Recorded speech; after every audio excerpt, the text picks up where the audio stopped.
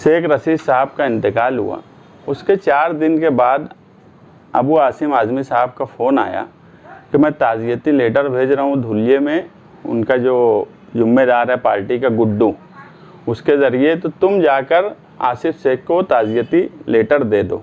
तो वो ताज़ियती पैगाम अगर हम देने गए तो किसी का इंतकाल हुआ, एक शहर के लीडर थे, उनका इंतकाल हुआ, हमारे लीडर ने बोला कि ताज़ियती उनको एक ख़त ले जाके मैं भेज रहा हूँ, दे दो। उसको इस तरह से मनाना कि ये इनके साथ मिले हुए हैं, ये बिल्कुल गैर मुनासिब बात है।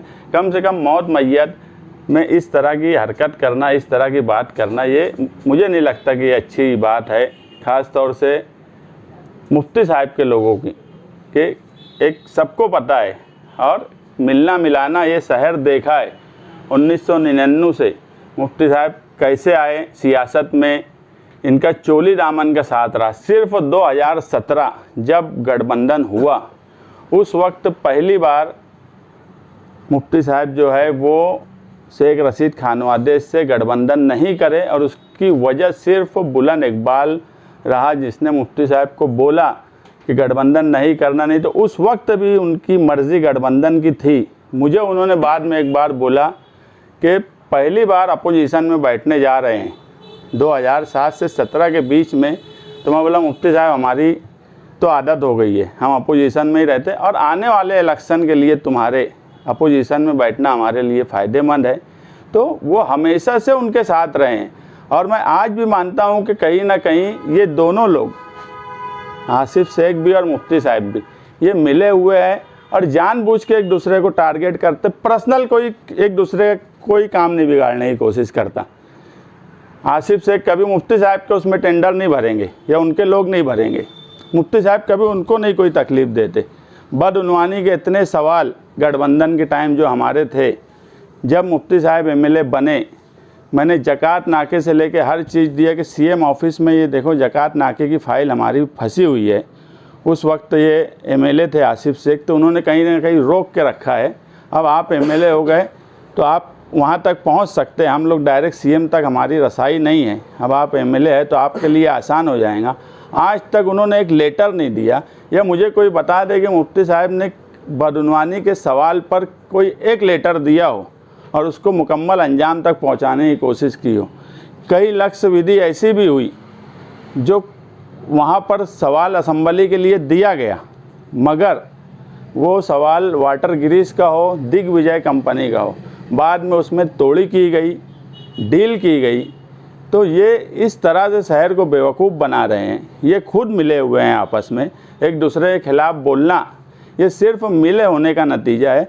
और सबको ये बात दोनों को समझ रही है कि आज की तारीख में समाजवादी पार्टी एक मजबूत प्लेटफॉर्म है, और जो हमारा पिछला 4-5 साल का काम है उस पर कहीं ना कहीं आवाम जो है हमसे जुड़ रही है। इसलिए ये दोनों छछन कर रहे हैं एक दूसरे के खिलाफ़ बोल के कि हम ही आपस में एक दूसरे के ताकतवर हैं, जबकि आज मालेगांव शहर में हमसे ज़्यादा ताकतवर कोई है नहीं।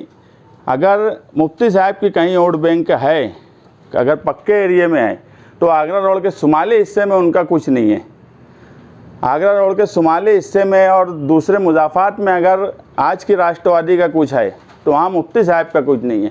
हम वाहिद ऐसी पार्टी है जो मुज़ाफ़ात से लेके पक्के एरिए तक हमारा केडर है, हमारे लोग हैं, हमारी वोट है, और जो आज बड़ी तादाद में हमसे लोग जुड़ रहे हैं। ये दोनों को कहीं ना कहीं इस बात से डर लग रहा है कि ये आने वाले वक्त में एक मजबूती से हमारे सामने खड़े होंगे, इसलिए ये सब जानबूझ के मिली जोड़ की जा रही है।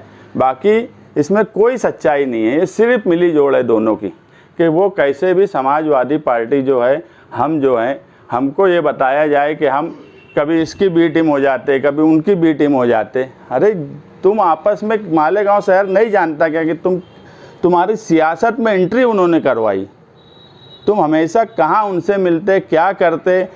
कई ठेके ऐसे वक्त आएगा जब अवामी तौर पे कोई जलसा लेने का, तो मुझे ये भी मालूम है कि कई ठेके, कई स्कूल के टीचरों को बाहर से लाने ले जाने में भी ये मिलजुल के काम किए। अभी की बात बता रहा हूँ, वो सब भी हमारे पास है, मगर जब अवामी तौर पे बात आएंगी तो मैं दोनों की बात की, ये सब मामले में इनका मिलाप बराबर हो जाता, ठेके में मिलाप हो जाता, दूसरे सब जहाँ पे पैसा पर्सनल हटो मिलने की बात आती, वहाँ बराबर इनका मिलाप हो जाता। सिर्फ स्टेज लगा के एक दूसरे को बुरा भला बोलना, और जहाँ पैसा कमाने की बात आए वहाँ मिल जाना, पर्सनल फ़ायदा उठाना, ये दोनों हमेशा यही करते आए हैं। और ये शहर को बताते हैं कि हम ही एक दूसरे के मुखालिफ हैं, ताकि इस शहर की निहाली सोच जो ताकत से उभर रही है उसको दबाया जाए। स्टेज से भी ये कहा गया कि सिर्फ 2 ही लोग हैं, बाकी सारी छोटी पार्टियों के बारे में हम कुछ नहीं के बारे में, यानी जानबूझ के आप दोनों को वेट करने की कोशिश की जा रही है। हम दोनों बड़े शहर में सियासत 2 ही लोगों की चलेंगी। हाँ, तो ये इसलिए ऐसा कर रहे हैं। मैं बोला ना कि आवाम हमें अब निगलेक्ट नहीं कर रही है, इसलिए ये लोग मिल के ये बात कर रहे हैं। एक सियासी मुखालिफ आदमी बोलता कि लीडर वो है मालेगांव शहर में, जो तुम अगर ये मानते कि सबसे बड़ी ताकत तुम्हारे सामने वो है, तो तुम ये तस्लीम कर रहे कि वही लीडर है तुम्हारे। जो जिनको लीडर बोल रहे वो बोलते कि वही हमारे सामने लड़ सकते, वही हमारे सामने सब कर सकते। तो कहीं ना कहीं ये मिली जुली बात है। मैं बोल रहा हूँ कि मेरे पास इसके सबूत हैं कि इनके माली फ़ायदे के लिए ये कहाँ कहाँ और कब कब किस किस मामले में मिले हैं। अवामी सवाल पे ये कभी नहीं मिलते, लेकिन माली सवाल पे मिलते। और मैं बोला कि ये नज़रअंदाज हमको कर सकते, मगर मालेगांव शहर की आवाम अब हमको नज़रअंदाज नहीं करने वाली। जो हम देख रहे हैं, जो हमारी ज़मीन दिख रही है, वो कहीं ना कहीं एक ताकतवर ज़मीन होती इन लोगों को भी दिख रही है। इसलिए अब ये लोग मिलजुल के इस तरह के जश्न अभी और इलेक्शन तक करेंगे। कोई कैसे बोल सकता है कि यार सिर्फ हमारा उसी से मुकाबला है। वो बोलते हैं हमारा इसी से मुकाबला है। अरे अगर तुम्हारा एक दूसरे से इतना मुकाबला है तो तुम तीसरी ताकत को तो खड़ा करने का सोचेंगे, कोई भी सियासी आदमी हो। लेकिन ये इन्होंने तय करे है कि इस शहर को लूटना है तो हम दोनों को ही रहना है, किसी तीसरे को। और ख़ास तौर से निहाल अहमद के मानने वाले या उस तरह की सोच रखने वालों को इस शहर में उभरने नहीं देना। ये दोनों की लाइन ही यही है सियासी। आपका बोलने का मतलब कि मुफ्ती इस्माइल साहब को शेख रशीद साहब ने सियासत में लाया? पूरा गांव जानता है ये बात। अभी मेरा ये बोलना है कि ये दोनों मिल के काम करते, अभी भी ये लोग मिल के काम करते। पार्लियामेंट इलेक्शन आने वाले हैं और कांग्रेस ने भी जो है एक नाम के रखी है ताज़ा तौर पर। एनसीपी ने भी जो है 2 टीमें तश्कील देने की बात कही है, तो समाजवादी भी पार्लियामेंट इलेक्शन में उम्मीदवार देगी? अभी समाजवादी इंडिया अलायंस में है, पार्लियामेंट के इंडिया अलायंस में तो है। आने वाले असेंबली महाराष्ट्र का वो आज मुझे नहीं मालूम कि क्या होगा। आसिम भाई के पास मैं अभी गया था तो उन्होंने बोला कि अखिलेश यादव ने मालेगांव धुलिया सीट समाजवादी के लिए मांगी है, और उन्होंने उनसे पूछा था कि मुझे 1 सीट दो। तो आसिम भाई बोले थे कि मैं 2-3 सीट देता हूँ ताकि 1 सीट पे तो बातचीत हो। तो अखिलेश यादव साहब बोले कि यार 1 ही सीट दो, मैं पूरी ताकत से वो सीट मांगने की बात करूँगा। तो धुलिया मालेगांव की सीट पार्लियामेंट की समाजवादी के लिए मांगी गई है, और कुछ लोग जो उम्मीदवारी करना चाहते वो अखिलेश यादव साहब के और अबू आसिम आज़मी साहब के टच में हैं, जो उनसे बातचीत कर रहे हैं।